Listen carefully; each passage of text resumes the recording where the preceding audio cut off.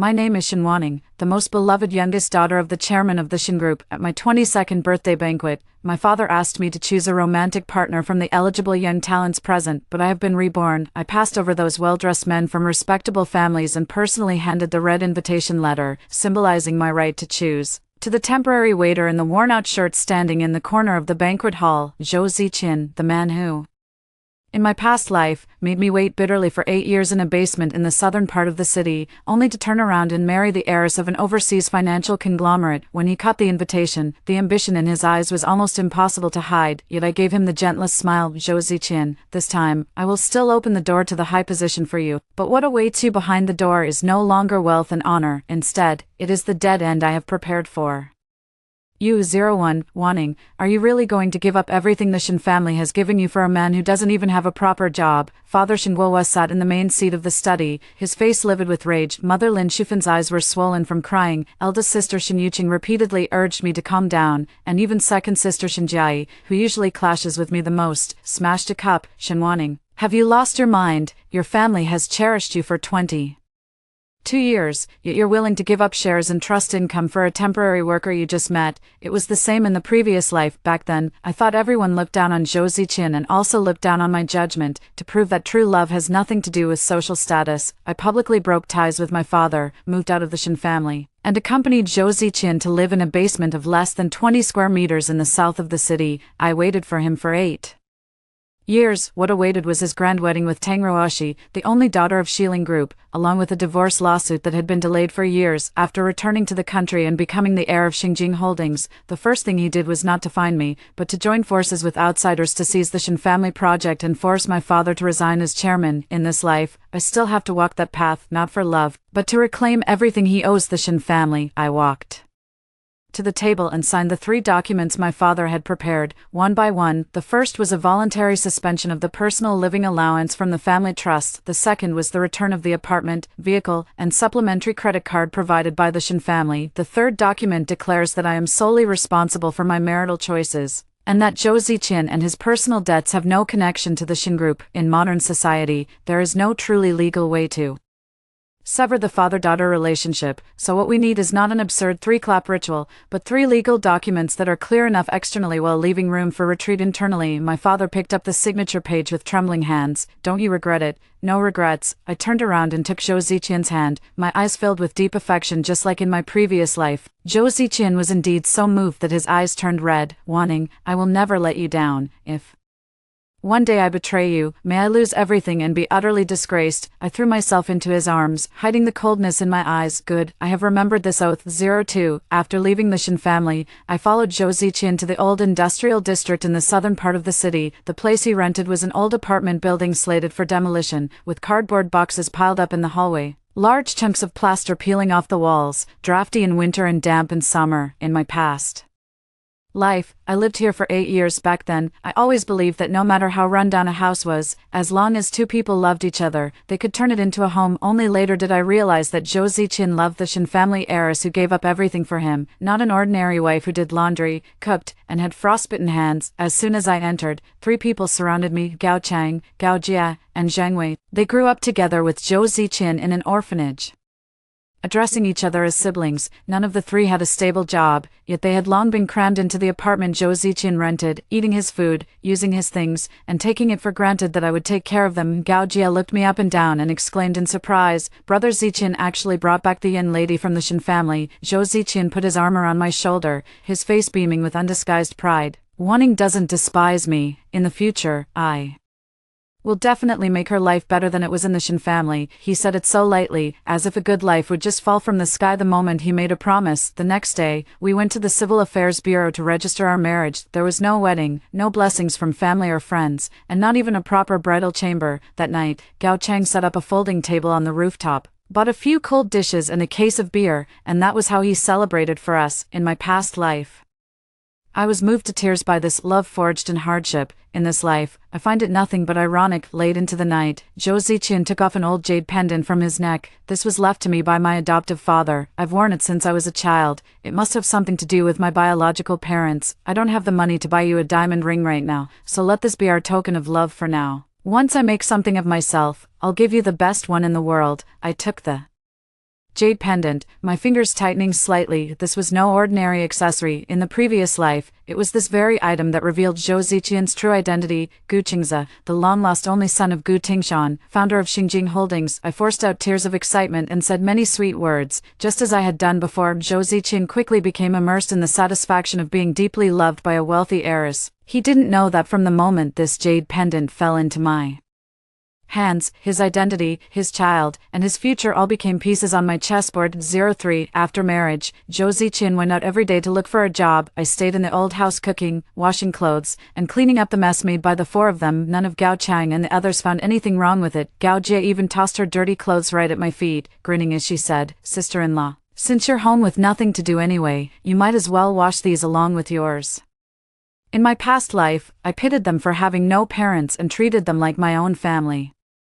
Now I finally see clearly that hardship has never been a free pass for laziness and gluttony. Zhou Ziqian occasionally brought back a little money, but more often than not, he came home empty-handed. "Sorry, Wanning, I didn't find a suitable job again today." His mouth was full of guilt, but his eyes were secretly watching my reaction. I still gently brought out the food. "It's okay, eat first, I believe in you." He thoroughly enjoyed this unconditional adoration, sitting at the table at ease while waiting for me to serve the rice. The five of us barely had enough to half satisfy our hunger. After the meal, Gao Chang and the other two wiped their mouths and left without a word. Zhou Ziqian only said, "Hard work, wife," before heading out to drink as well. I was left alone to clean up the mess on the table. This kind of life went on for a month. I proposed borrowing money from my former assistant, Lin Xiaoyu, to buy materials for a high-end floral arrangement order. Zhou Ziqian's face immediately darkened. "No, you've already left the Shen family for me. If you borrow money from your former employee, others will only look down on me even more." He couldn't provide for me, yet he wouldn't allow me to earn money with my own abilities. In the end, what he wanted was not a wife who could fight alongside him, but a trophy that would still revolve around him even after giving up her identity. The next day, he did bring back half a roast chicken. As soon as it was placed on the table, Gao Chang and the other two snatched it up, leaving only one piece. Zhou Ziqian picked up the last piece and put it in my bowl, and I put it back into his. "I don't like to eat it, you go ahead." He was deeply moved. Actually, I wasn't lying. After being reborn, I lived peacefully in the Shen family for another 3 years. The cold roast chicken from the street-side shop was greasy and oily. I really couldn't stomach it. I endure everything here, just waiting for one crucial moment, the opportunity that will allow me to take my child back to the Shen family and send Zhou Ziqian overseas. 04 2 months later, I confirmed that I was pregnant. When the pregnancy test showed 2 red lines, I felt no joy, only the calm of a plan finally moving forward. In my past life, I lost this child amid pursuits and escapes. In this life, he will be born safely and reclaim the inheritance that was rightfully his. I took a photo of the test report and sent it to my father through an encrypted email that night. Zhou Ziqian leaned in again, and I pushed him away, claiming I wasn't feeling well. Though displeased, he got up and poured me a glass of water. After hearing me dry heave a few times, in less than a minute, he turned over and fell asleep. He didn't even bother to ask why I felt nauseous. A few days later, an equestrian club in the eastern part of the city hosted a public recruitment event for Xingjing Holdings' overseas security project. Zhou Ziqian went there to work as a temporary porter. A chestnut racehorse used for display suddenly got startled, broke through the fence, and while everyone on site was dodging, he stepped forward to grab the reins and used the skills he had learned on the farm during his time at the welfare home to calm the horse down. The recruitment manager of Xingjing Holdings was impressed by his courage and reflexes and invited him to participate in overseas logistics safety training. This incident was not an accident orchestrated by his father. He had merely arranged for that temporary job to be posted on the recruitment platform Zhou Ziqian frequented the most, ahead of time, and fate still turns in the same direction, but this time, we are the ones pushing it. Zhou Ziqian excitedly told me that he had finally gotten a chance to turn things around. The project is in Nanzhou, with a 2-year contract. After I come back, I'll be able to enter Xingjing headquarters. I hugged him, pretending to be reluctant. "I'll wait for you." He doesn't know that I'm not waiting for him to return home in glory. I'm waiting for him to disappear, change his name, remarry, and personally hand me the evidence of bigamy, identity fraud, and betrayal, just like he did in his past life. 05 Before Zhou Ziqian went abroad, I cooked one last meal for Gao Chang and the other two. As soon as Gao Jia walked in, she asked, "Sister-in-law, is there any meat today?" I looked at her and suddenly smiled, saying, "Shao Jia, you're in your 20s now. From now on, I'll teach you how to cook and keep accounts, and I'll also help you find a stable job. I don't want to learn, she refused without a second thought. When Ziqian makes it big abroad, I'll have him introduce me to a rich, handsome guy. Why would I be like you, giving up being a pampered young lady to spend every day fussing around the kitchen stove? Gao Chang raised his hand and gave her a light tap, then smiled and apologized on her behalf. She speaks bluntly. Sister-in-law, don't take it to heart. Of course I won't take it to heart, because this is the last time I will serve them. As the meal was almost over, I suddenly shed tears. My mom is in the hospital, she's been wanting to see me, but things are so strained between me and my family, and Ziqian doesn't like me going back. Gao Chang was indeed the first to pat his chest and give his guarantee. Just go ahead, I'll explain things to Ziqian on your behalf. Gao Jia opened her mouth, clearly worried that no one would cook after I left. Gao Chang shot her a glare, and only then did she reluctantly shut up. Without even putting away the bowls, I grabbed an old bag and left the dormitory building. The Shin family's driver was already waiting 2 streets away. Lin Xiaoyu's eyes reddened the moment she saw me. Miss, the chairman and his wife have been waiting for you all day. I got into the car and looked back at the dilapidated building. The place that trapped me for 8 years in my past life only held me for 3 months this time.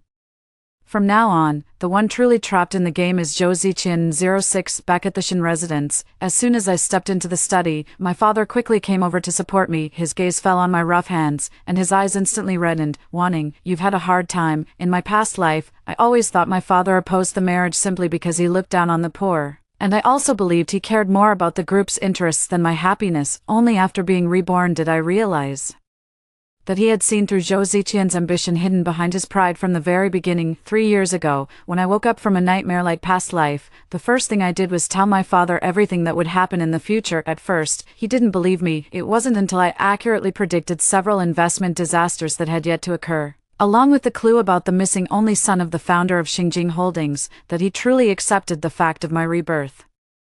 Father didn't want me to marry Zhou Ziqian again.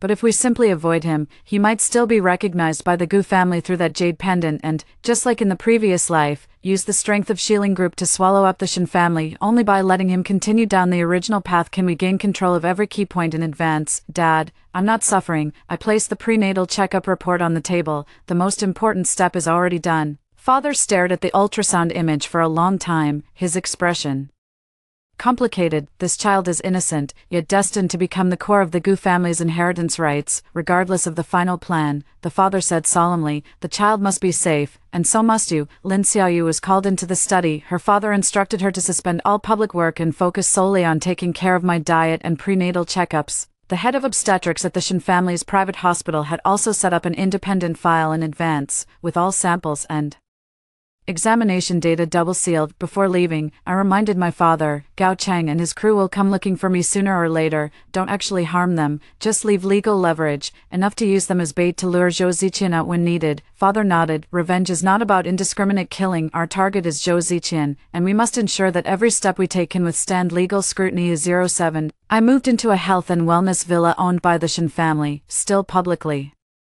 claiming to have cut ties with my family. The villa was not large, but it had a nutritionist, an obstetrician, and Lin Xiaoyu taking care of me around the clock. Compared to the basement in the south of the city, this place felt like another world. At 6 months pregnant, an unexpected incident occurred in the planned second sister Xinjiai heard that father often secretly went to the health villa and mistakenly thought he was keeping a woman outside. She barged in with her assistant and bodyguards, shouting angrily as soon as she entered, "Let me see who dares to destroy our family." Lin Xiaoyu stepped forward to stop her, but was slapped across the face. I was about to stand up when a sharp, intense pain suddenly struck my abdomen. The morning bowl of lean meat porridge was mixed with nut powder that I'm allergic to. It wasn't poison, but the new chef misread the nutrition chart. When I appeared holding onto the doorframe, Xinjiai froze completely, whining, "Why are you here?" Her gaze fell to my abdomen, then she saw the bloodstains on my skirt, and her face instantly turned pale. Blood. My vision went dark, and I collapsed limply into Lin Xiaoyu's arms. In truth, the blood came from the scrape on my shin just now, but the abdominal pain and contractions were real. The villa's medical alert was triggered immediately, and the obstetrics team arrived within 20 minutes. The doctor confirmed that the fetus was temporarily safe but ordered me to stay in bed for observation and to screen all food ingredients. When the father arrived, he slapped Shinjiai in front of everyone. You didn't even bother to find out the truth before barging in with people and laying your hands on others. If anything happens to Wanning and the child, how are you going to make up for it? Shinjiai covered her face, both shocked and aggrieved. Didn't she leave the Shin family for Zhou Ziqian? Why is she hiding here while pregnant? Father didn't explain to outsiders, he only had the lawyer register each employee present one by one and sign a strict confidentiality agreement. Shinjiai voluntarily handed over her phone and stayed with me at the villa for an entire week. After she heard the entire plan, she lowered her head to me for the first time. Wanning, I'm sorry, I didn't say I forgave her right away. An apology can be accepted, but the hurt doesn't automatically disappear just because of a few words. But from that day on, second sister also became a part of our Plan 08. On the night the child was born, father arranged for the best obstetrics and neonatal team at 2 in the morning. A loud cry finally came from the delivery room. It was a boy. I named him Shinchin, registering only his mother's surname publicly. When his father held the child, the usually tough man's hands were trembling. That same night, news came from the overseas project. Zhou Ziqian's mining area in Nanzhou was hit by an armed robbery, and the convoy was attacked. He ventured into the valley to track down the missing supplies, and an explosion followed. The project company only found burned vehicles and unidentifiable remains, with no intact body. Based on the scene, the person in charge declared him dead. It was the same in his previous life. Everyone thought Zhou Ziqian was dead, but only I knew that he was taken away by the rescue team of Shilin Group, later stayed overseas under the name Zhou Qingze, and married the group's only daughter, Tang Ruoshi. My father breathed a sigh of relief, but I immediately asked, has the DNA been confirmed? No, the temperature at the scene was too high, and only some clothing was found. I closed my eyes. Sure enough, he had once again escaped what was supposed to be a fatal disaster, but this time, I was already prepared for the next step. After the child's full moon celebration, Gao Chang and his 2 companions were placed under administrative detention by the police for forcibly entering the Shin family warehouse in an attempt to track down my whereabouts. They had also applied for online loans using Zhou Ziqian's identity, suspected of identity fraud, and the case is currently under investigation. I had the lawyer withdraw some of the charges from the Shin family, securing the release of the 3 individuals. As they walked out of the detention center, I was already waiting at the alley entrance. The moment Gao Jia saw me, she rushed over and burst into tears. Sister-in-law, why did you take so long? Did your father lock you up? I nodded, my eyes red. I thought I could just take a quick look at home and leave, but I didn't expect my father to confiscate my documents. He was afraid you'd help me escape, so he had people watching you. I deliberately revealed a scar on my wrist, left from treatment during production. Zhou Ziqian has no body. I don't believe he's dead. Go to Nanzhou and find him. Once you do, tell him I'm still waiting. Gao Chang was more cautious than the other 2. Why don't you come with us? I looked down at the child wrapped tightly in my arms. I can't go far with the child. You go ahead. I'll find a way to get away. Father left them a clue to track down Zhou Ziqian's whereabouts and also had a private investigation team follow them discreetly. These 3 people thought they were going to find their brother. In reality, they would bring back to me, without missing a single detail, Zhou Ziqian's hidden second marriage, his overseas identity, and the stance of Shilin Group. 09. Before Gao Chang and his 2 companions left the country, my father and I staged a scene. As the vehicle drove toward the airport, a group of unidentified individuals suddenly blocked the car. They were not our people, but the risk management team stationed domestically by Shilin Group. The other side clearly already knew someone was investigating Zhou Ziqian and wanted to cut off the leads in advance. Indiana the Chaos, the leader of the group, charged straight at me. I stood in front of Gao Jia, buying time, just as they tried to force me into the car. An off-road vehicle rushed into the alley, and several well-trained security personnel quickly took control of the scene. Our rescuer was named Ling Feng, the head of overseas operations at Shilin Group. In the previous life, after Zhou Ziqian returned to the country, it was he who took over the position of president of Shilin Group. Ling Feng clearly recognized me, yet he pretended to be passing by chance, only advising us not to go to Nanzhou again. The situation there is unstable. The person you're looking for is likely no longer there. Continuing to investigate will only bring danger. I held the child tightly and smiled bitterly. Alive, we must see the person. Dead, we must see the body. That is my husband, and also their brother. Seeing that he couldn't persuade her, Ling Feng left a sum of cash and hurried away. His appearance had already said it all. Zhou Ziqian must still be alive, and he is right there at Shilin Group. Not far ahead, the second convoy arranged by my father arrived. This time, all the conflicts were within the scope of the rehearsal. The security chief, with a stern face, demanded that I go home. Gao Chang stood in front to block him, and a scuffle broke out between the two sides. His palm was cut by a broken car door, which looked terrifying but didn't actually damage the tendons. I seized the opportunity and tearfully said to the three of them, "You go first. Find Ziqian and tell him to come back and save me." Gao Jia was still scared. "Sister-in-law, will they keep chasing us?" The security chief sneered. "According to the script, the chairman only wants the third young lady. None of us are interested in where the rest of you want to go." The three finally believed that the Shin family's greatest enemy was my father, not Zhou Ziqian. They helped each other as they left. Once the car disappeared around the corner, I wiped away my tears and gave the order to the head of the private investigation. "Keep evidence throughout the process. Once it is confirmed that Zhou Ziqian is living with someone else under the guise of a married couple, using a false identity, or participating in the illegal projects of Shilin Group, immediately contact local lawyers and the police. I want him alive to face trial. No one is to take matters into their own hands. In the previous life, Zhou Ziqian used his power to decide the fate of the Shin family. In this life,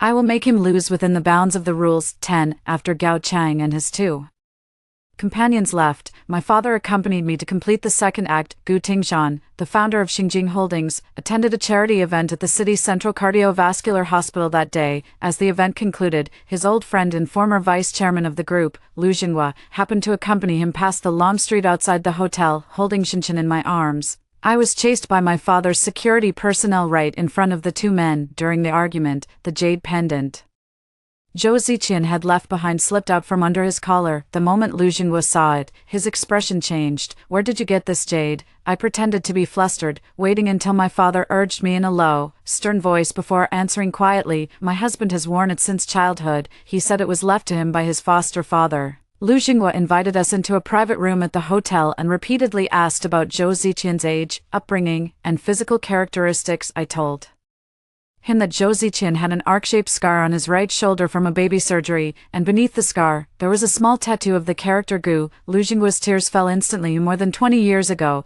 his sister Lu Wanru disappeared in a man-made car accident. Before the accident, she had just given birth to Gu Qingze, the only son of Gu Tingshan. The child had undergone congenital heart surgery, and a miniature code for the safe in the Gu family's old mansion was hidden inside the jade pendant he wore. These clues were enough to raise suspicion, but not enough to confirm the inheritance relationship. In modern society, recognizing kinship does not rely on a piece of jade, nor can it be based solely on appearance. Lu Jinghua immediately proposed a DNA test. Xinchin and Gu Tingshan provided samples at different hospitals, and the samples were sealed throughout the process by notaries and the Forensic Identification Center. 7 days later, the report confirmed that the two matched a grandparent-grandchild genetic relationship, with a kinship probability exceeding 99%. Gu Tingshan held the report, his hands trembling so much he could barely grip the paper. "This is Qingze's child." The first time he held Xinchin in his arms, the usually stern old man wept like a father who had found what he had lost. I lowered my head and wiped away tears,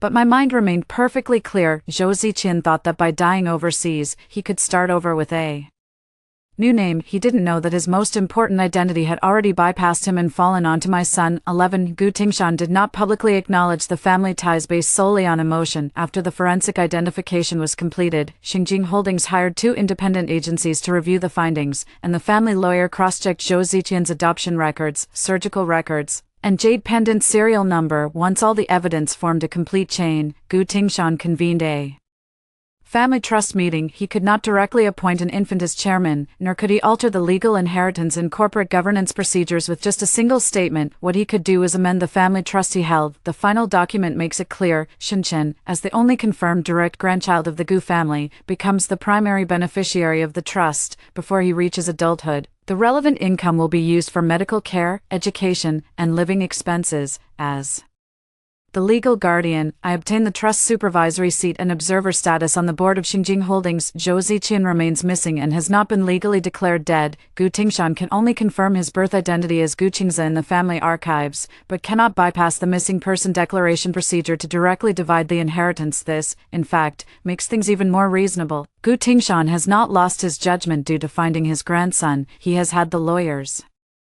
handle every step meticulously and precisely because of this. It will be extremely difficult for Shilin Group to overturn Shinchen's identity in the future. Meanwhile, Lu Jingwo learned that his nephew had died in the Nanzhou mining area controlled by Shilin Group, and he was furious. Shilin Group had been involved in asset transactions following Lu Wanru's car accident, and now they were being evasive about Zhou Ziqian's whereabouts. Convinced that the two incidents were connected, Lu Jingwo requested the board to initiate a comprehensive investigation and a hostile takeover plan. Gu Tingshan approved. Xingjing Holdings mobilized its legal, financial, and auditing teams, froze credit cooperation with Shilin Group, joined creditors in demanding early disclosure of the true liabilities of overseas mining areas, and began acquiring shares of its affiliated listed companies from the secondary market. This is not a war between two nations, yet it is more brutal than many wars. Cash flow chains, audit reports, debt covenants, and regulatory investigations, each one is enough to bring down a massive conglomerate within months. Before Lu Jingwo left, he asked me to carry Xinchen to the Gu family's old residence to see him off. Whether Qingze is alive or dead, I will bring back the truth. I bowed to him solemnly. Great uncle, please return safely. He thought he was going to avenge his nephew. Only I know that the person he truly wants to force out is none other than Zhou Ziqian, who is still enjoying his newlywed life. At Shilin Group 12, after the family recognition, Xinchen was diagnosed with a mild congenital heart rhythm issue related to the Gu family's genetic history. The condition is not serious, but Gu Tingshan insists on having him admitted to the best children's medical center under Xingjing Holdings for a month of observation. As a mother, I naturally have full custody, and no one can legally take my child away from me. However, the neonatal ward requires strict infection control, and during the first week, visiting time was limited to just 20 minutes per day. Gu Tingshan had also arranged for his own medical advisors and nursing team, and everyone treated him as the sole heir of the Gu family, with a caution bordering on anxiety. Xinchen gradually grew accustomed to the nurses and would even cry when I held him. At that moment, I still felt a pang of pain. I was bent on revenge, but never thought of sacrificing the child. My father sensed my emotions and reminded me, Gu Tingshan has always felt guilty toward Lu Wanru and her child. You should strive for more custody rights without confronting him head-on. Let him see that you are someone who truly cares about the child. The next day, Xinchen developed a low-grade fever.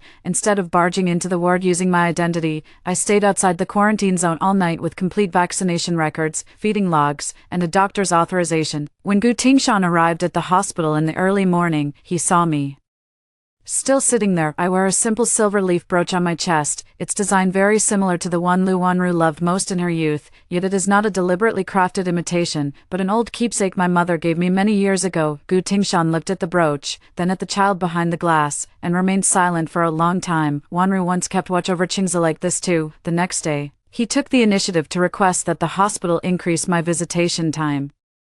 Provided infection control measures were met, and formally confirmed in writing that I would have primary medical decision-making authority, I did not use the child to gain sympathy. I simply made an old man, accustomed to controlling everyone, understand that a mother is not a position that can be replaced by a board of directors. 13 Xingjing Holdings investigation into Shilin Group progressed quickly. Gao Chang and his two companions finally arrived in Nanzhou. They did not have the visa clearance to enter the Shilin Group headquarters, but they waited outside the gate for 3 consecutive days, asking everyone they met about Zhou Ziqian. The local security department detained them on suspicion of spying on commercial secrets and trespassing in restricted areas. When my father received the news, I was at the hospital feeding Xinchen. Lin Shuqin, the wife of the chairman of Shilin Group, personally intervened. My father said, she must already know about Zhou Ziqian's past, but she hasn't decided how to handle it yet. Lin Shuqin is the true power behind Shilin Group. Her husband, Tang Shichang, only handles the public image, while their only daughter, Tang Ruoshi,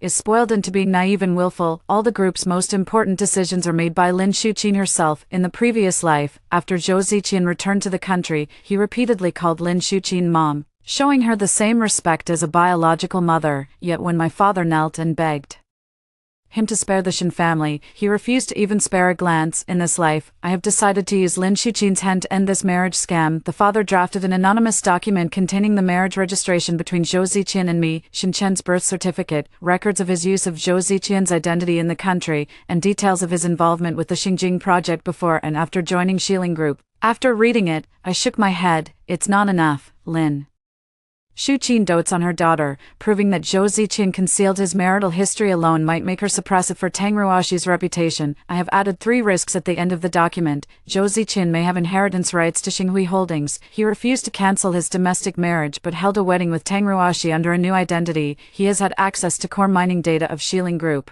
Once he returns to the Gu family, he will become the biggest uncontrollable variable for both sides. For a mother, a son-in-law who conceals his marriage and lives openly as a married couple will cause her daughter great distress. For a person in power, a man who could potentially take away his daughter's inheritance rights is the real threat. The documents were sent to Lin Xuqin, 2 independent directors, and the audit committee of Xiling Group via overseas lawyers and encrypted emails. She could suppress 1 copy, but it was impossible to make all copies disappear at the same time. 14. When the materials arrived, Gao Chang and his 2 companions were under investigation. The security personnel of Xiling Group did not subject them to illegal torture. The entire interrogation was conducted with a local lawyer present and was recorded on video, but days of isolation and repeated cross-examinations were enough to break Gao Jia. Lin Xuqin walked into the meeting room herself. "Do you know Zhou Ziqian?" Gao Chang immediately denied it. Gao Jia blurted out, "Of course.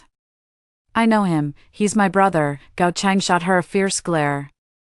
And only then did she realize she had misspoken. Lin Xuqin placed several photos on the table. The first one was a group photo of Zhou Ziqian and me at the entrance of the Civil Affairs Bureau. The second photo is of him holding an overseas wedding with Tang Ruoxi under the identity of Zhou Qingze. The third photo is a news screenshot of me carrying Xinchen into the board of directors of Xingjing Holdings. "He is already dead in the country. Why are you coming to find us?" Gao Chang remained silent. Gao Jia was in a hurry to prove that he was not a bad person. "Sister-in-law said he has no body, so he must still be alive. She told us to come to Nanzhou to find him." "The sister-in-law you mentioned, is it Chenwaning?" "Yes." "Does Zhou Ziqian know that he might be the heir of the Gu family? Did he approach Ruoxi for the Xiling Group?" Gao Jia, bombarded with questions, grew increasingly flustered. "I don't know, maybe he already knew." This baseless guess struck exactly at Lin Xuqin's greatest fear. Gao Chang tried to correct himself, but at that moment, the conference room door was pushed open and Zhou Ziqian and Tang Ruoxi walked in together. "Brother," Xiaojie, Zhang Wei, seeing his old acquaintances, Zhou Ziqian's face first showed surprise, then quickly turned to unease. He finally realized that the marriage he had left behind in his home country did not vanish along with the explosion. 15. Tang Ruoxi, however, did not know the full truth. She had only heard Zhou Ziqian say that he had no family in his home country, nor a life worth missing. When she saw the marriage certificate and the child's birth certificate, her face turned pale. "You have a wife, Ruoxi, let me explain." Zhou Ziqian reached up to pull her, but she shook him off. "When you and I had our wedding, my marriage back home was still valid. You made me the third party in front of all our family and friends. Strictly speaking, they only held a ceremony in Nanzhou without completing the legal registration that would be recognized back home, but deception and betrayal do not become noble because of that." Zhou Ziqian hastily explained that after the explosion, he lost part of his memory and thought the past was over. He spoke with such sincerity, even mentioning how Tang Ruoxi had saved him and helped him recover. Tang Ruoxi's heart softened. Lin Xuqin, however, did not. "Since you have no designs on Xingjing Holdings, prove it to me." At this moment, Xiling Group was being cornered by Xingjing Holdings and its creditors, with several overseas mining operations facing shutdown and the control of its core subsidiary potentially being acquired. Lin Xuqin appointed Zhou Ziqian as the head of the crisis project, tasking him with representing Xiling Group in dealing with Xingjing's acquisition team. Zhou Ziqian refused on the spot. "I am Chinese, and the founder of Xingjing Holdings is likely my biological father. I cannot stand against them." "Now you remember who you are," Lin Xuqin sneered. "You live in Xiling's house, hold shares in Xiling, and married my daughter, yet when the group was in trouble, you claimed to be a member of the Gu family." Tang Ruoxi, her eyes reddening, also questioned, "Then what am I?" Zhou Ziqian found himself caught in a dilemma. Lin Xuqin did not threaten him with the lives of Gao Chang and the other 2. She simply pushed the investigation notice from the group's compliance department in front of him. When he joined Xiling Group, he concealed his valid marriage and potential related party identity, and used a new name to sign multiple executive declarations. Once the group files a report, he may face investigations into identity fraud, false statements, and commercial information violations. "Help Xiling get through this crisis, and I'll give you time to deal with your marriage back home. I won't pursue it immediately." Zhou Ziqian remained silent for a long time, and finally signed the appointment letter. He thought he was only temporarily helping Tang Ruoshi's family. What he didn't realize was that from the moment he put pen to paper, he had already placed himself in direct opposition to Xingjing Holdings, the Gu family, and his own biological son, 16. After Zhou Ziqian took over the crisis project, he did manage to buy some breathing room for Shilin Group. He was familiar with the operational procedures of Xingjing Holdings' overseas projects and knew which compliance risks domestic companies should be most wary of in Nanzhou. He successively shut down 3 loss-making warehouses, sold off non-core assets, and temporarily stabilized cash flow using short-term credit lines from local banks within the Shilin Group. People began to praise the new son-in-law for his capability. Tang Ruoshi gradually forgave him for his concealment. Only Lin Shuqin grew increasingly uneasy. The more outstanding Zhou Ziqian performed, the more it proved that the warning in the anonymous material was correct. Once he returned to the Gu family, the Shilin Group would have no way to control him. The acquisition team of Xingjing Holdings, led by Lu Jinghua, steadily advanced their efforts. The auditing firm discovered that Shilin Group had long kept its mining area restoration obligations off the balance sheet, prompting several creditor banks to demand additional guarantees. Meanwhile, overseas regulatory authorities investigated its safety incidents and related party transactions, freezing 2 core accounts. Zhou Ziqian won a few small battles but could not change the fact that the entire group was already insolvent. He finally proposed a settlement to Lin Shuqin, accept Xingjing's restructuring plan, retain a portion of the Tang family's shares, and also protect the employees. If we keep dragging this out, Shilin will be dismantled by the creditors. Lin Shuqin slammed the plan onto the table. You want to give away the career I've built my whole life to your biological father? I haven't even met Gu Tingshan in person, but your son is already a beneficiary of the Gu family trust. With Shilin falling, the ones who stand to gain the most are Shenwaning and that child. Zhou Ziqian was left speechless. For the first time, he carefully reviewed the documents sent from home, Shenchen's photos, DNA test results, the family trust announcement, and the news footage of me sitting in the observer's seat at the Xingjing board meeting as a guardian, all laid out before me. The wife he had left behind in that old apartment building, who once only busied herself around the stove, had now put on a sharply tailored suit and returned to a position he once looked up to, and the son he had missed out on held an inheritance that he might never have attained even after a lifetime of striving. That night, Zhou Ziqian called me, warning, let's talk about the divorce, or about the evidence of you hiding our marriage and living with someone else's husband and wife. There was a long silence on the other end of the phone. I thought I wouldn't make it back then. Ruoshi saved my life, so you can ask a lawyer to check the marital status, contact Gao Chang and the others, or apply to a domestic court to handle the legal relationships during the missing period, but you did nothing. Zhou Ziqian, you haven't lost your memory. You just think being the son-in-law of Shilin Group is more valuable than being the husband in the basement of the southern city. His voice tightened. I am the father of the child, precisely because you are who you are. The Gu family knows you're currently helping Shilin fight against Xingjing. I hung up the phone and handed the call recording to the lawyer. Zhou Ziqian finally wanted to turn back, but I had already sealed off every path behind him. 1 by 1, 17. When Xingjing Holdings issued the final restructuring deadline, the headquarters of Shilin Group fell into complete chaos. The independent directors demanded acceptance of the plan, creditors prepared to file for bankruptcy protection, and workers in the Nanzhou mining area began striking over unpaid wages. Zhou Ziqian once again proposed to negotiate in person. I took the signed framework agreement to the mining area to negotiate face-to-face with Lu Jinghua. As long as Xingjing promises not to lay off frontline employees, the Tang family will hand over control. Tang Ruoshi tearfully begged her mother to agree. Lin Shuqin outwardly agreed, but secretly gave a different order to the mining area's security chief. She wanted Zhou Ziqian to die in front of the Xingjing team. As long as the fact that the Gu family drove their own heir to death is fabricated, Xingjing will be mired in scandal, and creditors may also suspend their actions. More importantly, Tang Ruoshi will forever hate the Gu family and will never believe that Zhou Ziqian once intended to leave her and return to China. Ling Feng hesitated when he received the secret order. He had worked with Zhou Ziqian for many years and believed that the latter genuinely wanted to save the Shilin employees, nor did he wish to see Tang Ruoshi suffer the pain of losing her spouse. However, Lin Shuqin held evidence of his past involvement in covering up an accident for the group. He dared not openly defy her, but secretly kept the voice commands and encrypted emails. On the day of the negotiation, Zhou Ziqian wore a bulletproof vest and carried a white document bag as he walked from the entrance of the Shilin mining area toward the temporary safety passage. As he walked, he shouted, Through a megaphone, I represent Shilin in accepting the restructuring. Please cease the conflict on both sides and allow medical personnel and unpaid workers to leave first. Lu Xinghua had already recognized him from the documents. The old man stood on the Xingjing side, his voice trembling. Qingze, don't move, stay right there. I'm sending someone to pick you up. Zhou Ziqian was stunned in that moment. He might have finally realized that as long as he walked through that passage, he could return to the country as Gu Qingze, but the gate of the Shilin mining area suddenly closed behind him. The security chief, following Lin Shuqin's orders, fired from a blind spot in the surveillance coverage. The bullet pierced through the junction of the shoulder and neck, an area not covered by the bulletproof vest. From behind, Zhou Ziqian stumbled forward a few steps and turned back in disbelief. Before the second gunshot rang out, Xingjing security quickly tackled Lu Xinghua to the ground.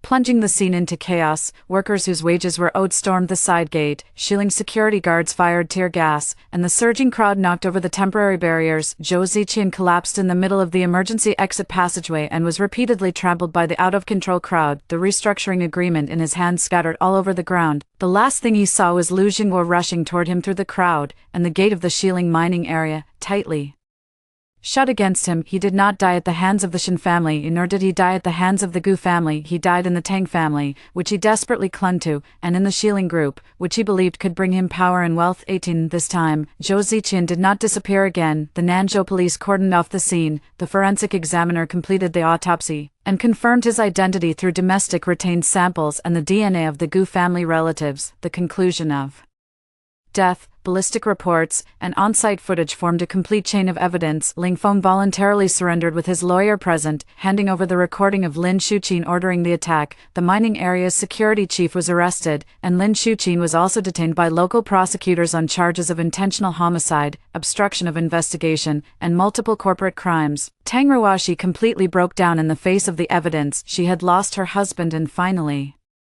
realized that her mother would sacrifice anyone, including the person her daughter loved most, to maintain control. The three of them, Gao Chang and his companions, were released as witnesses with knowledge of the case. For the first time since returning to the country, Gao Jia didn't scold me, she just lowered her head and asked, "Sister-in-law, did Brother Ziqian not want to come back long ago? He had countless opportunities to contact you all," I replied. "You already know the answer in your heart." The three of them fell silent. They had placed all their hopes on Zhou Ziqian making something of himself and leading them to a better life, never once considering learning, working, or taking responsibility for their own choices. I neither continued to support them nor sought revenge. The Shen family provided the three with one vocational training session and 3 months of transitional housing, after which they had to bear the rest of their lives on their own. Shilin Group lost its de facto controller, and the restructuring plan was quickly approved. Xingjing Holdings did not swallow up all the assets but instead joined forces with creditors to establish an independent restructuring committee, prioritizing the payment of overdue wages, mining area medical expenses, and environmental restoration costs. When Lu Xinghua returned to China with Zhou Ziqian's belongings, Gu Tingshan personally went to the airport to greet him. The old man saw the blood-stained jade pendant and seemed to age 10 years in an instant. "I found him, but I still couldn't bring him back." Lu Xinghua choked up. Gu Tingshan did not reply, only clutching the jade pendant tightly. After Zhou Ziqian's death, his missing status was legally terminated. Following the certification of overseas death documents and domestic procedures, the Gu family confirmed his birth name as Gu Qingze in the family genealogy and internal archives, while the legal death certificate retained the registered name Zhou Ziqian. Xinchen also became the undisputed primary beneficiary of the family trust. I attended the memorial service holding the child. I did not cry, nor did I harbor any hatred. To me, Zhou Ziqian had already died in the previous life when he chose Tang Ruoxi and abandoned me and our child. What has now fallen is merely the result that was delayed for far too long. 19. After the Shilin crisis ended, Xingjing Holdings did not immediately return to calm. Gu Tingshan, despite his advanced age, still firmly held onto the chairman position, using the excuse that Xinchen was still young. He sought to hand over the actual management of the family trust to his old subordinates and demanded that I withdraw from the board observer seat. "The child belongs to the Gu family," he said to me. "You just need to take good care of him. Matters of the group are not suitable for you." This sentence reminded me of my past life. Back then, he knew full well that I was Zhou Ziqian's lawful wife and was aware that I had waited for years in vain, yet he still tacitly allowed Tang Ruoxi to stand before everyone as the daughter-in-law of the Gu family. His leniency was never meant for me. It only exists when I comply with the Gu family's arrangements. In this life, I will not entrust my fate to the mercy of any man. I did not tamper with his medication, diet, or body in any way. What I am targeting is not an aging patient, but the control in his hands. Father had already joined forces with several institutional shareholders to investigate Xinjiang's governance. Liu Xinghua also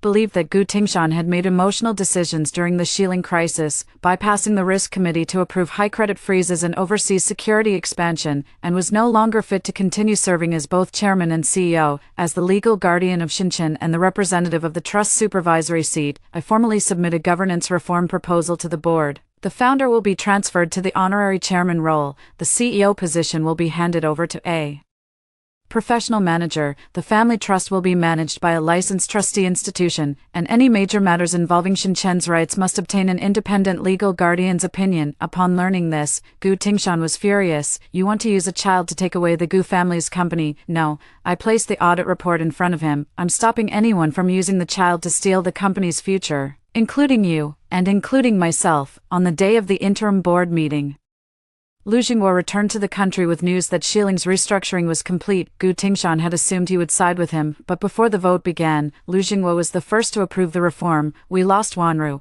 and then we lost Xingza, not because the company lacked someone who always had the final say, precisely because all decisions revolved around one person's will. The institutional shareholders then voted. The reform plan was passed with a majority of more than 2/3. Gu Tingshan lost his executive power and was only retained as honorary chairman. He was not humiliated, nor was he illegally deprived of his property, but he could no longer bypass the system to decide the lives of me and my child. After the meeting, he suffered a sudden heart failure in the lounge. The medical team immediately performed resuscitation, but still could not save him. The judicial authorities reviewed the medication, surveillance footage, and medical records, confirming that the cause of death was natural death caused by long-term heart disease, unrelated to any external factors. In the end, he did not die from my poison, because a truly complete victory does not require me to bear a single life. 20. After Gu Tingshan's death, Xinjiang Holdings completed the power transition in accordance with the company's Articles of Association and trust documents. Xinjiang was only a few months old and could not and should not hold any corporate position. What he inherited was the beneficial rights and future voting rights placed by Gu Tingshan into the family trust, not an absurd appointment letter naming him infant chairman. The licensed trustee is responsible for asset management, while an independent guardian lawyer protects his interests. Liu Xinghua serves as the chairman of the trust committee, and his father, Xinguohua, represents the Xin Group alongside institutional shareholders to stabilize the board, relying on my own achievements in driving the restructuring, preserving evidence, and coordinating creditors. I was first elected as a director by the shareholders' meeting, then voted in by the board, and ultimately appointed as the new chairman of Xinjiang Holdings. On the day of the inauguration meeting, I walked into the venue holding Xinjiang in my arms. There were no kneeling ministers below the stage, only directors, employee representatives, investors, and the media. This is the true power in modern society. It is not a decision made casually by someone, nor is it the favor of a certain man. It comes from shares, rules, capabilities, and every publicly cast vote of approval. Father sat on the left, while Liu Xinghua sat on the right. Mother and my two older sisters were also in the back row, watching me. The whole family was safe. Unlike in the previous life, Xinjiang was not destroyed by Zhou Ziqian, and Xinjiang also broke free from the family governance dominated by a single person. Xiling Group entered judicial restructuring. Lin Shuqin awaited trial, and Teng Ruoxi stepped down from management, beginning to cooperate in compensating the affected employees. Gao Chang and the other two each attended their respective training sessions. Gao Jia later enrolled in a culinary school and learned to cook for the first time. Gao Chang became a warehouse manager. Zhang Wei obtained a freight transport qualification certificate. No one was waiting for Zhou Ziqian to take them to the top anymore. After the meeting, a reporter asked me if I regretted choosing that man who had nothing at the birthday banquet. I looked into the camera and smiled calmly. No regrets. If I hadn't personally paved the way for him, he wouldn't have revealed what he truly wanted so quickly. Some say Zhou Ziqian was born with the destiny to inherit a wealthy family, but bloodline only gives him one chance to enter the game. It is his choices that determine where he ultimately sits. He chose to betray his wife, deceive his lifesaver, cling to power, and waver back and forth between the interests of both sides, so in the end, neither side truly accepted him. He once swore that if he ever betrayed me, he would let himself be ruined and lose everything. No, every word of that oath has come true. I look down at the child in my arms. Shinshin is clutching my finger, completely unaware of this shift in power. I will not leave hatred for him, nor will I tell him who he must become when he grows up. The trust, the company, and his life will all be his own choices. As for me, Shinwaning, who was trapped in the basement waiting for her husband in her past life, had long since died. In this life, I am no longer anyone's devoted wife, abandoned woman, or stepping stone. I am Shinwaning, the daughter of the Shin Group, the chairman of Xingjing Holdings, and the one who rewrote her own destiny with her own hands. So-called fate has never been a conclusion written by the heavens for anyone who can survive to the end, who can hold their destiny in their own hands, who is the chosen one. After hearing the first story above, what are your thoughts? Feel free to share your opinions in the comments section. Next, there is another similar story. Let's continue to see. In high school, I deliberately scored low on exams and paid the poor school heartthrob to tutor me, just to help him out, but he resented me for taking up the time he could have spent with his childhood sweetheart. And when he found out I scored 100 points higher than him on the college entrance exam, he cursed me, calling me a hypocritical, scheming rich girl who would never find true love. Later, I was killed because of him. He didn't forget to come to my grave and warn me, if there is a next life, don't hypocritically pity him anymore, and don't force a relationship that was never meant to be mine. As he wished, given another chance, I didn't ask him to tutor me again. He had plenty of time to wash dishes and wait tables in various restaurants with his childhood sweetheart. The school heartthrob Jamie's father died in the line of duty 3 years ago in a fire. The commercial district where his father fought the fire had one of my family's chain restaurants. To express gratitude for his father's sacrifice, my family donated 1 million to his family afterward. His mother was so grief-stricken that she fell ill and was hospitalized. When Jamie and I got into the same public high school, his family had almost exhausted all the firefighters' death benefits and various donations left by his father. My mom found out that he and I were in the same advanced class. She planned to donate another 1 million to his family. Jamie refused coldly. Stop insulting me. Later, I came up with an idea. I deliberately scored at the bottom in the entrance placement exam, then paid a high price to ask Jamie to tutor me. This way, I could protect his self-esteem while reasonably allowing him to cut back on working at the restaurant and spend more time taking care of his mom and studying. But in his previous life, he hated me. For at first, he felt that my long-term requests for tutoring took up the time he could have spent with his childhood sweetheart Julia, which led to Julia from the neighboring school dating the school bully. Second, he believed that my college entrance exam score being 100 points higher than his was both an exploitation and an insult to him. He thought that as a poor student, I shouldn't have scored higher than him, let alone used the opportunity to pursue him. He said he could never like me, and cursed me, calling me a scheming rich girl who would never find true love. Later, he worked hard and was admitted to a graduate program at a school even better than his undergraduate university. In his third year of graduate school, he secured angel investment to start a medical aesthetics company. Combined with the fact that he was already the campus heartthrob, his good looks made the medical aesthetics business he ran even more convincing. Soon, he earned 10 million. He finally mustered the courage to look for Julia, with whom he had long lost contact, but Julia was already pregnant with twins for a wealthy businessman 10 years her senior. Compared to the wealthy businessman's family assets, Jamie's 10 million is simply a drop in the bucket. So, Jamie took out all his hatred on me. He unusually invited me to his clinic for a cosmetic procedure, then stealthily injected the venom throughout my body, and finally dismissed my death as a simple medical accident. My parents originally wanted to seek justice for me, but upon learning that the accident occurred at Jamie's company, out of respect for his late father, a firefighting hero, they consequently believed the explanation given by the hero's descendant, Jamie. They even completed my funeral with Jamie's assistance. After the funeral, Jamie managed to swindle new investment funds from my parents and came to my graveside to boast about it triumphantly. Then, with a tone full of hatred, he warned me, if there is a next life, don't pretend to be a saint and hypocritically pity him. He doesn't need my family's donations or charity at all, and he even scorns the idea of tutoring a rich girl like me to earn money from my family. It was my arrogance that led to my own death, and he has a clear conscience. Perhaps the heavens saw how unjust and pitiful my death was and gave me a chance to be reborn. This time, I won't hide my abilities or endure even a second of humiliation for the sake of a scumbag. I also won't give that Scumbag any chance to earn a single penny for my family, nor will I let him hurt me again in the slightest. Holding my high school proficiency exam results, which were at the very bottom, I briskly walked home. Seeing my parents looking so much younger gave me a feeling as if a lifetime had passed. My mom took my report card, fed me a piece of orange, and said meaningfully, "Our Yolanda is back. Get some more VC to boost your immunity, and then take a fish oil pill.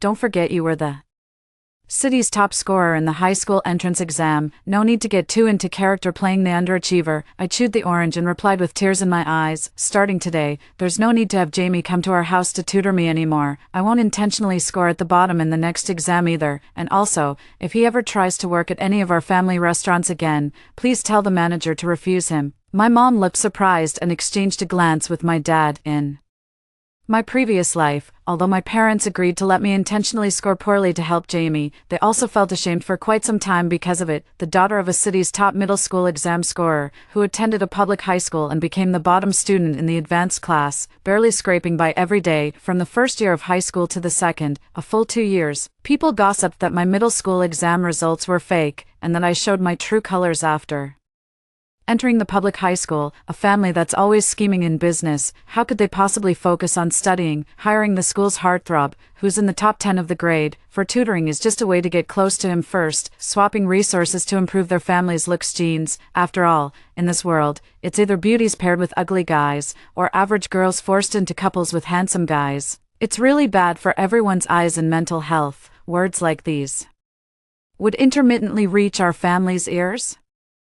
But from the very beginning, our family had decided to help the descendants of the firefighting heroes Jamie, so my parents had no choice but to endure such criticism. Moreover, I was completely immersed in the role, and even developed a bit of a crush on Jamie. I was always defending him everywhere. Objectively speaking, as a teenage girl, it's normal for me to like handsome faces, right? Plus, I had a filter for Jamie as the descendant of a firefighting hero, and after reading some domineering CEO novels, I inexplicably fell for him while interacting with his cold-faced self every day. So my mom was very anxious and would often give me warnings, but I promised my mom that I wouldn't confess my feelings until after the college entrance exams. The tears that had welled up were now held back, and I said with determination, "I'm not joking, I'm going back to the study to review on my own." As soon as I finished speaking, the doorbell rang. The housekeeper, Auntie Jane, let in the cold-faced an arrogant Jamie. Seeing Jamie's 18-year-old face now just makes me want to vomit, but I held back, curling my lips into a mocking smile. "It must be quite humiliating for you to tutor a rich girl like me. You can leave now, but I'll still pay you for today. If you're too proud to accept charity, feel free to refuse it. Starting tomorrow, you don't need to come anymore. My family temple is indeed large,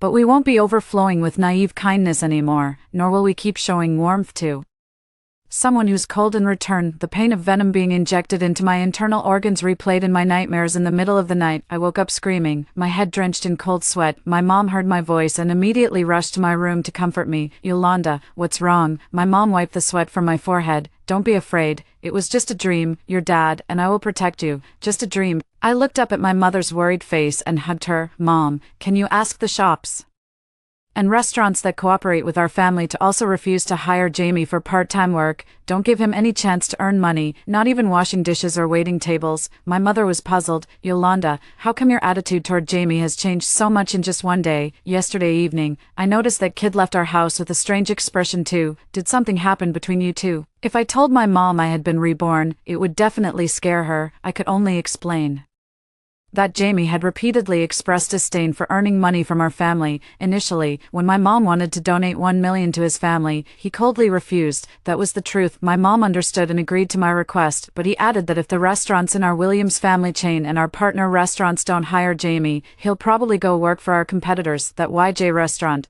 the one flooded with bad reviews, known for mistreating waitstaff, yet still thriving. I nodded slightly. This was exactly my goal. After being reborn, I set my revenge goal, to clear out the blockages in my life. First, let Jamie know his place, then torment him until he wishes for death. Finally, watch him die in pieces. Just as expected, a week later, Jamie started working part-time at YJ restaurant. At first, he didn't mind being rejected by the restaurant where he had previously worked part-time, because Julia wasn't working there anymore either. Jamie followed Julia to YJ restaurant, Although the hourly wage was 10 yuan less than at other restaurants, he didn't care, because being with Julia was the most important thing. Every afternoon after school, Jamie would meet her at the crosswalk opposite the school. Then, holding hands, sharing the same corn on the cob, they would take the bus to wash dishes and wait tables. Jamie's mother's hospitalization expenses were originally covered by my family, paying Jamie 5 times the rate of a famous tutor's hourly fee, but hospitalization burns through money, and it was all used up in less than a month. Jamie, with a part-time wage of 15.3 per hour, even working 90 hours a month like crazy, he only earned 1,377 yuan, which wasn't even enough to cover his mother's one-day hospital and medication expenses. Moreover, the payment was issued in the middle of the following month. He had no choice but to beg the hospital to delay the payment for a week, promising he would find a way to make up the money. His solution was to increase his dishwashing hours, either by taking more night shifts or skipping classes to work part-time. His homeroom teacher soon noticed his unusual behavior and privately called him into the office to ask if there was any way to help him solve his problems. In front of the homeroom teacher, he had no choice but to confess that his family was already struggling financially, but his mother urgently needed money for hospitalization. The homeroom teacher felt that he was in a difficult situation, and since he was, after all, one of the top 10 students in his grade, didn't want to let such a promising student go to waste, so she first took out 1,000 yuan to donate to him, and then promised to organize the whole class or even the entire grade to raise funds for Jamie. This time, Jamie showed a hint of reluctance, but in the face of reality, he still nodded. During self-study class, when the donation QR code was passed from the front desk to the table shared by me and Sarah, my desk mate Sarah generously scanned the code and transferred 200 yuan, then sighed. Donating 200 yuan to Jamie is already my limit. That's my entire month's breakfast budget plus my life-sustaining milk tea money. Yolanda, if you end up donating more than me later, you can't laugh at me, okay? Without stopping my test paperwork or looking up, I replied to her, don't worry, I'm not donating. Sarah exclaimed in surprise, didn't you previously hire Jamie privately for expensive tutoring?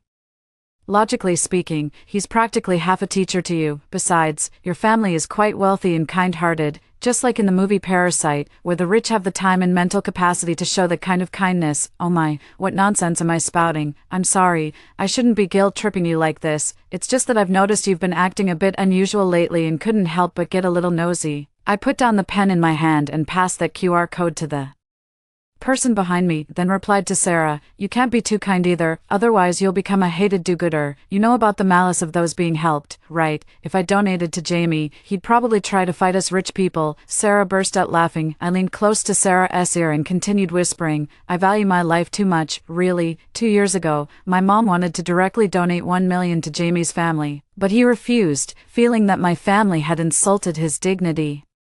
Before, it was also my wishful thinking, arrogantly wanting to help him without considering whether he actually needed it. I was presumptuous. This young lady has decided to tighten the purse strings and stop playing the benevolent saint. After saying that, I buried my head back into writing my exam papers. Sarah could only slurp her milk tea while propping her chin, lost in thought for a long time. During the second class meeting, the homeroom teacher counted the donations for Jamie, 10,498 yuan. Then she coughed and looked at me with a sarcastic tone, saying, this time, most of the classmates have contributed to helping Jamie through the difficulties. You are all very kind children, but some who should have donated didn't. At the same time, a chilling gaze shot toward me from the front row seat on the left side near the wall. Oh, it's our class's beneficiary, Jamie. I stared directly at Jamie, waiting for him to speak, but he turned away silently again. I gave up, for the time being. I ignored these sarcastic remarks from those who didn't dare to communicate directly, packed my bag, and headed home. As the class dismissal bell rang, I returned home, had a well-balanced dinner, read for a while, then took a shower and rested. I need to conserve my energy and replenish my strength and sleep for tomorrow's final exam. Only with proper rest can I think clearly and solve problems effectively.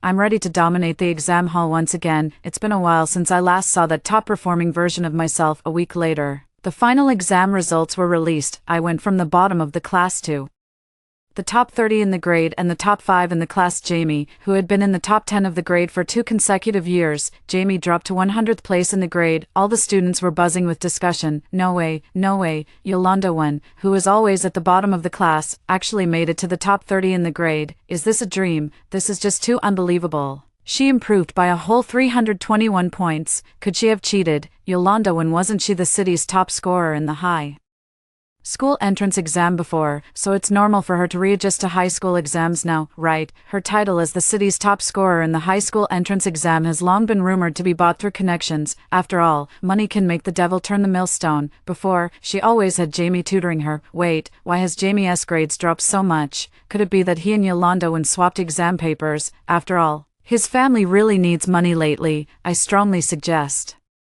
reviewing Yolanda's final exam results. Alternatively, have her take the exam again separately to prove herself. My deskmate Sarah defended me. Yolanda definitely didn't cheat. Over the past 2 months, I've seen her practice at least 2 sets of exam papers every day. The homeroom teacher was already dissatisfied with me for not having donated to Jamie before. After hearing these classmates' speculations, he called me into the office and asked if I had cheated. I answered no. He retorted, "How can you prove you didn't cheat? Why did you score so much higher this time than Jamie, who has been tutoring you all along? Did you refuse to donate money so you could spend it alone to buy his answers and grades? You rich girls just love to show off." I laughed out loud. Why should I prove myself? Let the one who questions provide the evidence. As a teacher who's been educating students for many years, I always thought you were a very responsible educator, but now I realize your responsibility depends on who you're dealing with. Stop being so biased toward men, and don't harbor resentment against the wealthy. My parents started with a street stall over 10 years ago.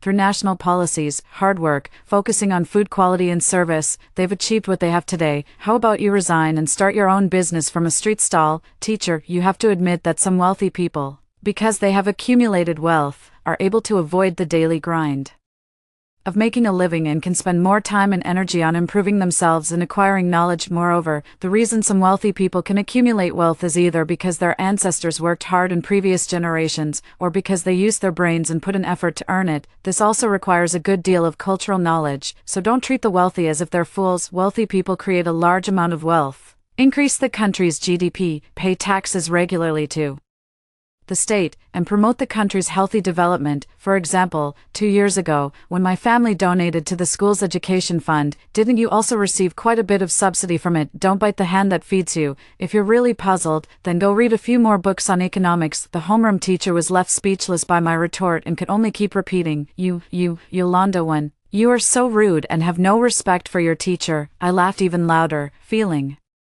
that there was no longer any need to communicate with him. I turned and walked out of the office, then looked back and said, "If you want to be respected, then first respect others yourself. Don't use a chicken feather as an arrow of command, flaunting your own importance while falsely accusing others." I had just returned to the classroom when Jamie came to my desk and asked if we could step outside the classroom to talk. This was the first time he had taken the initiative to speak to me since my rebirth, yet he still wore that same contemptuous expression. I couldn't help but shudder as I recalled the moment in my previous life when he injected venom throughout my entire body. I suppressed the overwhelming hatred. I rolled my eyes at him, spit it out right here. After a long while, he finally let out these words, "What did you promise my mom? She wants to see you and asked you to go to the hospital." Listen carefully. My mom wants to see you, but that doesn't mean I accept you. There's no possibility between us, and don't you dare play that hard-to-get game anymore. What a load of bullshit he was spewing. I immediately stood up and slapped him. "Can't you, a grown man, stop making baseless accusations? What do you mean I'm playing hard to get? I just stopped paying you a high price for tutoring because I can definitely score higher than you on my own, so why should I waste my money on your ugly face? You and I are impossible. Have I ever pursued you, confessed my feelings? Did you receive any love letters from me? Did I force you to be with me? None of that, right? I only asked you to tutor me for a while, so why are you being so full of yourself? Also, get this straight, you're the one asking for my help now, so show some respect. Don't ruin all the goodwill and reputation your parents have built up over the years." Slapped and scolded, Jamie's face instantly flushed bright red. At first, she looked at me with an expression of disbelief, then angrily shouted back, "Go or don't go, it's up to you.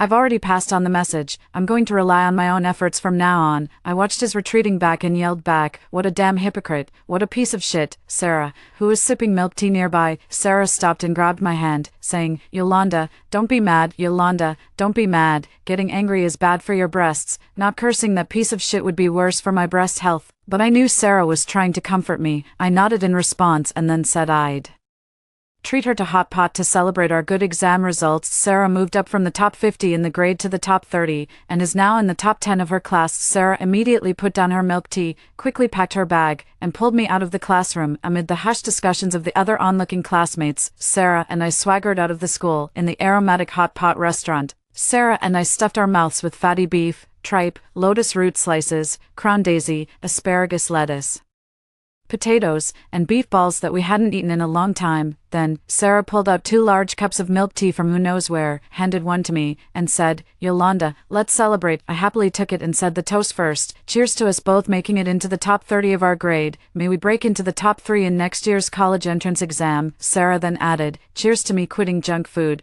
But bubble tea will forever be my lifeline." I continued, "Cheers to me quitting my doormat mentality and being true to myself again." 2 cups of milk tea clinked together, and Sarah and I said in unison with laughter, "May we both have bright futures." 1 week later, when my mom took me to the municipal hospital for a physical checkup, we encountered Jamie, who was picking up his mother from the hospital. It wasn't that his mother had recovered, but rather that her condition had worsened. His mother suffered damage to her central nervous system due to grief, leading to acute cerebral hemorrhage, which has now developed into chronic hemiplegia. If she continues to stay in the hospital, they will need to hire a caregiver for daily assistance and rehabilitation training. Last time, besides the donations from the school, he also received a sum through a crowdfunding platform, but after covering the previous debts, it was used up in less than 2 weeks, so his family had reached the end of their rope. The second time, his family started a crowdfunding campaign, but very few people donated. Sometimes, people's kindness can be completely exhausted. Jamie's mother trembled as she greeted my mother and me, then thanked us. She said she knew our family had donated to them before and had taken good care of Jamie. The last time she wanted to invite me to the hospital, it was to thank me in person. My heart softened, unable to understand how such a reasonable mother could raise that self-righteous bastard, Jamie. But my son Jamie doesn't want to keep begging for money to treat my illness. I understand him. Men care about their pride. I'll go home, sit in my wheelchair, and keep exercising on my own. When he comes back from school or work, he can help me with some exercises. I should be able to recover slowly. Hearing this, my mother and I exchanged a glance. Well, we could only respect their decision and wish them the best. Beside us, Jamie forcefully pushed me and my mom aside with his right hand covered in band-aids, pushing Jamie's mother to take the bus in the cold wind. Is this person out of their mind? Is he trying to take out the frustration from his experience at YJ Restaurant on me? Shouldn't I be the one who gets to vent my hatred? I just made him realize his own worth. I haven't even started tormenting him yet. I immediately called the restaurant manager. Listen to the information my family gathered at YJ Restaurant. Nowadays, in the honest restaurant business wars, who doesn't have an undercover spy for supervision? Jamie has been having a really tough time at YJ Restaurant lately. First, he didn't receive his part-time salary of 3,500 yuan on time because he accidentally broke a few plates. Originally,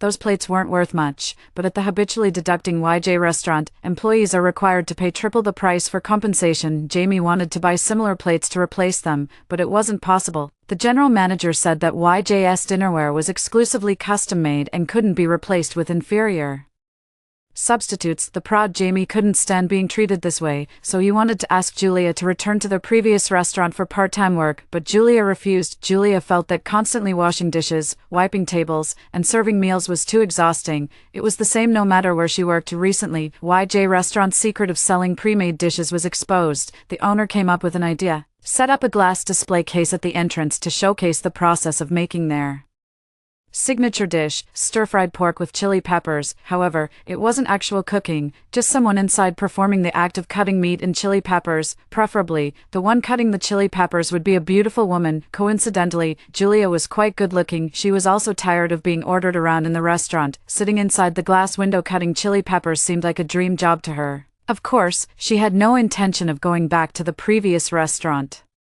with Jamie. Besides, she had already offended the manager and all the staff at her old workplace. Why go back just to be laughed at? Jamie couldn't swallow the humiliation of being bullied, and had no choice but to return alone to the restaurant where he had previously worked to seek employment. But after visiting 7 or 8 restaurants where he had worked part-time jobs since graduating from middle school, he was rejected by all of them. The reason given by the managers for rejection was no longer the previous excuse of being fully staffed, but rather that the Williams family restaurants had instructed them not to allow him to earn the Williams family's money, not even through hard labor. Jamie asked anxiously, "Aren't you Wang's catering? What does that have to do with the Williams family?" "Sorry, the Williams family is the major shareholder of our Wang's establishment," the manager replied. Then Jamie had no choice but to return to YJ restaurant, continuing to endure the humiliation of washing dishes, carefully carrying plates, tirelessly arranging tables and chairs, and scrambling for night shifts that offered an extra 20 yuan in overtime pay. YJ restaurant never turns away such people.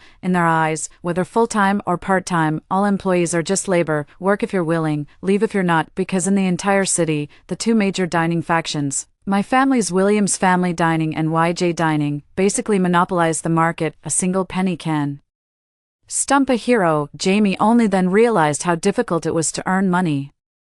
What could he do? He had no choice but to spend more time on part-time jobs. Even though his mother had already been discharged from the hospital, daily expenses still required money. Although the community provided regular assistance, his stubborn pride made him accept it only sporadically, because he wanted to prove to his childhood friend Julia that his mother could rely on him, and in the future, Julia could too. Unfortunately, Julia could only respond to him with a helpless expression while chopping peppers inside a glass display case. Just like that, 8 months passed, and we had entered the final sprint phase of the college entrance exams. My grades had steadily remained within the top 3 in my class and top 10 in my grade level. Meanwhile, Jamie had become the lowest-ranked student in both the class and the entire grade. The homeroom teacher refused to believe it, unwilling to accept that his star student had become the underachiever at the bottom of the class. After all, in the homeroom teacher's eyes, high school was the stage where male students truly showcase their academic abilities. He often mentioned that the top scorers in the college entrance exams from the previous 2 years were both boys. Oh, but whether the top scorer is a boy or a girl, don't they all have to spend time studying, reviewing, doing exercises, memorizing, and taking exams? Over the past 8 months, Jamie has skipped nearly 200 classes, having missed no less than 100 mock exams and spent so little time and effort on studying. Isn't it normal for him to rank last? That's why the homeroom teacher always felt sorry for Jamie and even suggested he repeat a year. Jamie didn't accept this. He calmly explained that his mother had fallen while doing rehabilitation exercises alone at home last month and passed away by the time he returned from his night shift. From now on, he could focus more on himself and his studies. The homeroom teacher looked at Jamie's face, no longer handsome, with sunken eyes and covered in acne, and felt heartbroken. She urged him to study hard and make the most of the remaining time to catch up and prepare for the college entrance exam. Jamie nodded viciously, a look that could easily strip someone of a layer of skin. Unfortunately, when the college entrance exam results came out, it made him and his homeroom teacher face reality. My college entrance exam score in this life was 300 points higher than Jamie's. At the same time, as we had wished during our hot pot dinner, Sarah and I both ranked in the top 3 of our grade. Additionally, we became the city's top scorers in Chinese and mathematics respectively, while the overall city champion happened to be another girl. Both Sarah and I submitted our college applications on time, applying to top-tier universities in the country. However, Jamie's scores only allowed him to apply to a local vocational college. Great. Not only can he wash dishes at the same restaurant as his childhood friend Julia, but now they can also attend vocational school together and sell roasted sweet potatoes by the roadside after graduation, if she's willing. It was obvious that Julia was unwilling, because after receiving her vocational college admission letter, she decided to go work in Hong Kong. She said there was no future in girls studying, and it was better to go to Hong Kong while young to work as a fresh-faced model, make money to attend socialite training classes, and maybe even have a chance to marry a third or fourth-tier male celebrity. Jamie was someone she completely looked down upon now. In her previous life, Jamie used the high tutoring fees my family paid him to always buy her various luxury goods, but she complained that Jamie didn't have time to accompany her, so she rejected him and instead started dating the school bully. In this lifetime, Jamie had plenty of time to accompany her washing dishes and carrying plates in the restaurant, but when they were nibbling on the same corn cob, she no longer felt that love alone could fill an empty stomach. She felt that Jamie had no money to give her, and she didn't want to continue living a life of hardship with no end in sight. She wanted both this and that, but neither the Jamie from her previous life nor the one from this life could satisfy her, so she mocked the current Jamie as a foolish and ugly idiot. Soon, this fool was arrested by the police. Jamie was arrested because a neighbor reported him to the police, accusing him of killing His own mother. 3 months ago, Jamie returned home, first fed millet porridge to Jamie's mother who was lying in bed, and then, when Jamie's mother lay down to rest, he unhesitatingly smothered her with a pillow. Jamie's mother struggled with all her might and begged for mercy, but Jamie cold-bloodedly pretended not to hear. Until Jamie's mother stopped breathing did he finally release the pillow. An hour later, he rearranged the scene. He staged his mother's death to look like she had fallen from her wheelchair, with spilled porridge scattered all around. Then he hurriedly left for his night shift, and when he returned home the next morning, he confirmed that Jamie's mother's body had stiffened, and then he called 120, but when the ambulance arrived at the scene, they confirmed Jamie's mother had passed away. The emergency responders stated that since the injured person was already deceased, it was no longer under the ambulance's jurisdiction. Jamie needed to contact a funeral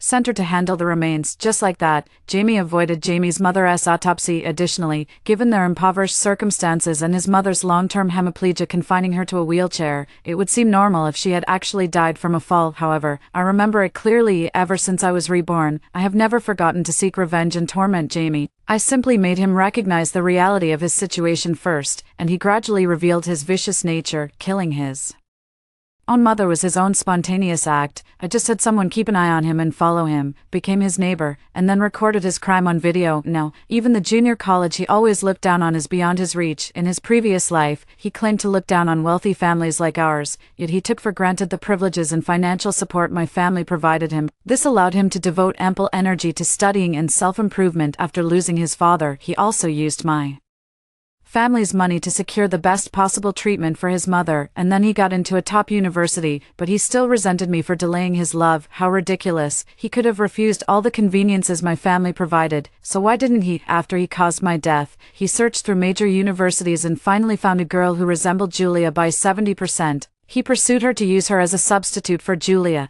to fulfill his regretful yet necessary love. Perhaps fate has a special fondness for those who are wild and shameless. After I died, Jamie continued to enjoy endless wealth and love, yet good people are treated with extreme injustice, always being exploited and used, regardless of whether they are poor, rich, healthy, or ill. So, my friends, one must not be too kind. The old saying, nice people get bullied, may be a cliche, but it's also the truth. In this new life, I refuse to be a saint, starting with myself. Next up, there's an even more thrilling practice of clearing the mammary ducts for revenge. After all, we're only just beginning. Step 2, tormenting Jamie until life becomes worse than death. Golden September. While Sarah and I were attending classes, joining clubs, and participating in debate competitions at universities in Beijing, Jamie was detained in our city's prison and then publicly tried. During the first trial, he suddenly retracted his confession, which he had previously made, because he refused to accept the life sentence verdict. With tears streaming down his face, he refused to plead guilty. First, he insisted that the video provided by the neighbor was edited and deliberately framed him. Then he claimed that he had been forced to confess under torture at the police station. Later, he made inconsistent statements with various details in an attempt to justify himself. For example, he had seen a movie where a long-term caregiver smothered the patient with a pillow and then committed suicide. He had thought about doing it, but he couldn't bring himself to do it. He skipped classes day and night to work part-time jobs, all in the hope of giving his mother a better life. How could he possibly kill his own mother? Why would he ruin his bright future when he has so much youth ahead of him? He could admit that he wasn't an outstanding person, but he was certainly a kind one. He didn't even dare to kill a chicken, but when he saw his mother confirmed dead, he did feel a sense of relief, because it had all been too exhausting. He also said that Jamie's mother would certainly feel relieved, as the patient herself must have been tired, and now she can go to accompany her father. The 3 elements for conviction currently only include witness testimony and physical evidence, and the fucking body had long been cremated. It couldn't even be autopsied. Without Jamie's confession, the case cannot be filed. The case can only be suspended for review. By this time, the incident had already sparked heated discussions online. This is clearly a case of malignant narcissism, antisocial personality disorder, histrionic behavior, a classic NPD. It's so similar to that recent case of a famous one. Even the excuses are the same. I am Jamie's high school alumnus. I feel really sorry for him. He used to be such a shining presence in school, a perfect combination of school heartthrob and top student. It's just a pity that fate played a cruel trick on him. His family's circumstances were too poor. His father passed away, and his mother was seriously ill, which held him back. To the Commenter above, coming from a poor family is no excuse for murder and crime. If we followed your logic, half the people in the world who maliciously kill others would be forgiven. Besides, Jamie and his mother received quite a bit of relief funds and donations, big and small. After his father passed away, he brought this upon himself. The one who truly deserves pity and sympathy is his murdered mother. I'm breaking into a cold sweat just thinking about him, speechless, retracting his confession in court. If the second trial upholds the original verdict, the prosecutor's office and the court will only see it as a poor attitude toward admitting guilt, and they might even increase the punishment. If this isn't a wrongful conviction, we're in for quite a show, for the sake of letting netizens enjoy a good show, and of course, for the health of my own mammary glands as well. I also cannot accept Jamie using lies to absolve himself of guilt. I want to make his life worse than death. So I took action. I bribed someone to give money to the family of Bob, a prisoner serving life imprisonment for forced manslaughter, so that he would deal with Jamie in prison. After entering prison, inmates have a custom of asking each other how they ended up there. Rapists, child abusers, those who harm family members, and snitches are usually tacitly targeted by fellow inmates for harsh treatment. But someone has to take the lead. Jamie was already disliked by his cellmates for killing his mother. He even tried to retract his confession during the trial in an attempt to avoid punishment. Bob, who had been suffering from a life sentence without evidence to overturn his conviction, received the news and vented his hatred fiercely on Jamie. So, during outdoor time, Jamie was inexplicably buried in the dirt. While sleeping, Jamie was suddenly beaten black and blue, and then his mouth was filled with urine. During meals, the food in his bowl was snatched away by other inmates within a minute. If he refilled it, it would be taken again, leaving him basically unable to eat his fill. At first, he would report to the prison guards, but after reporting, he would be beaten even more severely, and so it went, time and time again, day after day. Before the second trial began, he was tortured for a full 68 days. As a result, during the second trial, his psychological defenses collapsed, and he finally admitted to the fact that he had killed his own mother, providing detailed descriptions of the events. His only request was that, if sentenced to life imprisonment, he be transferred to a different prison. The presiding judge sternly replied that given his previous retraction of confession, which reflected his poor attitude toward admitting guilt, and considering the extensive manpower and material resources expended by public institutions, thereby wasting public social resources, the second trial outcome might not necessarily be a life sentence. Upon hearing this response, Jamie immediately collapsed to the ground in terror. He fainted. In November, Beijing experienced its first heavy snowfall. I and Sarah originally planned to book admission tickets to the Forbidden City to take photos and check in, but unfortunately, there were too many people making reservations, and by the time it was our turn, there were no tickets left. So we had to enjoy the snow while eating Peking duck at the roast duck restaurant across from the Forbidden City. When we had finished half of the duck and drunk half a cup of milk tea, we heard the final verdict of Jamie's trial. Jamie was sentenced to death with a 2-year reprieve. Before I could voice my opinion, Sarah cut in angrily ahead of me. Doesn't a death sentence with reprieve mean he won't actually be executed? Jamie murdered his own mother. What if it gets commuted to life imprisonment later, and then further reduced? This is unbelievable. Netizens were also outraged. No way, no way. I heard it's because Jamie's father was a firefighting hero, so he received protection and got a suspended death sentence. But his mother was his father's legal wife too. This is a demon who even kills his own family. Please consider social safety. If Jamie isn't executed immediately, there could be similar cases happening later. Countless copycat criminals might emerge, endangering ordinary people's safety. At this rate, who would dare to have children nowadays? Raising children doesn't guarantee support in old age. That's bad enough, but it probably doesn't even guarantee not being killed. I bet we'll see this question on internet soon. What does it feel like to be killed by your own child? First floor, I'll answer you after I'm killed. Right now, I'm just thinking about survival and protection every day. Second floor, seconded, +10086. I finished the milk tea in my hand and smiled at Sarah, saying, "It's fine, he'll die. I bet even God can't stand to watch anymore, because I will strike again." Sarah prayed, bless.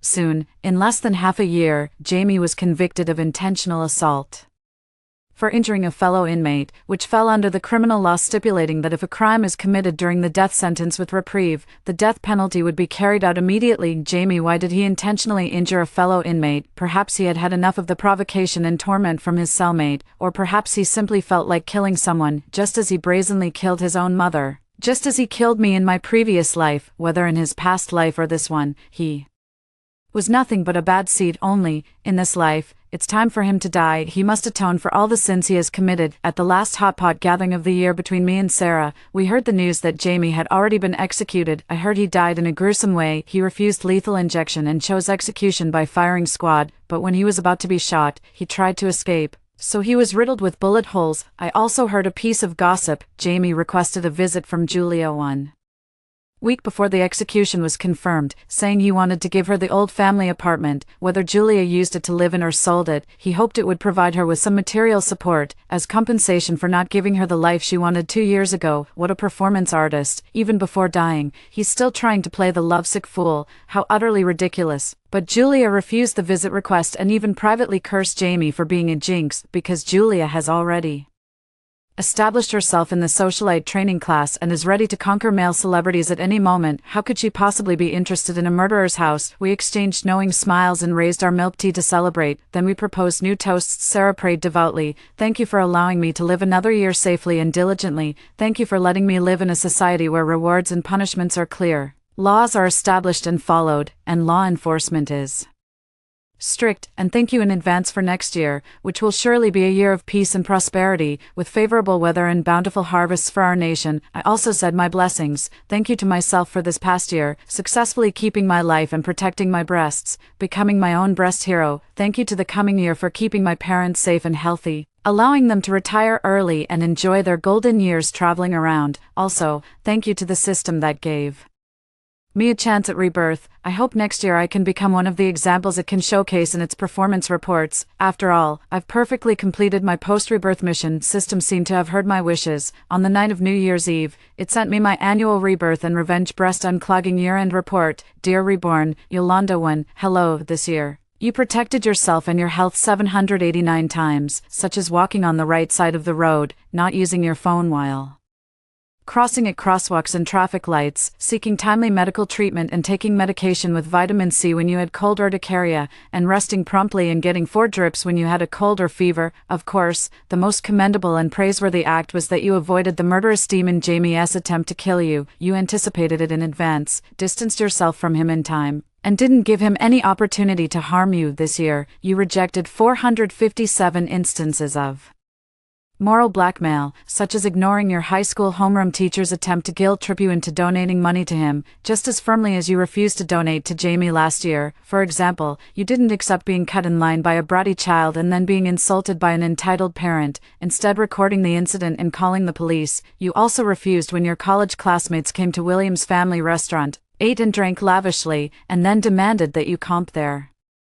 meal. You did an excellent job. Please keep it up. This year, the thing you persisted in the longest, cursing people out. In the past, cursing people out might have been you being petty, but this year, every person you cursed out deserved it. Do you remember that day, December 20th? It was a special day. The person who killed you in your past life finally received the punishment they deserved. You had hot pot twice, gave a speech thanking yourself and the system, and then cried yourself to sleep.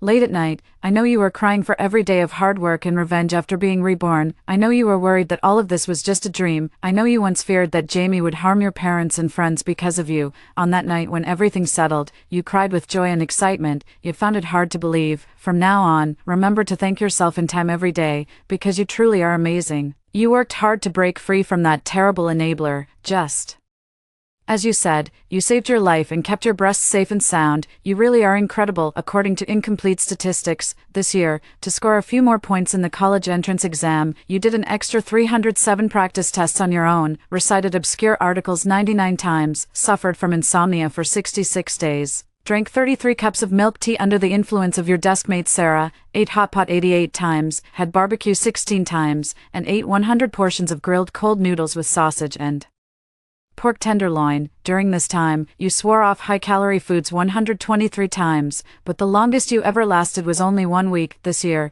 through your actions, you came to understand how to practice kindness while guarding against becoming a do-gooder who ends up being mocked, taken advantage of, and hurt. Kindness means protecting and helping the vulnerable when you see them. For example, rescuing stray cats and dogs, assisting the elderly, weak, sick, or disabled, donating to girls in impoverished mountainous areas, and reasonably and moderately caring for the people around you.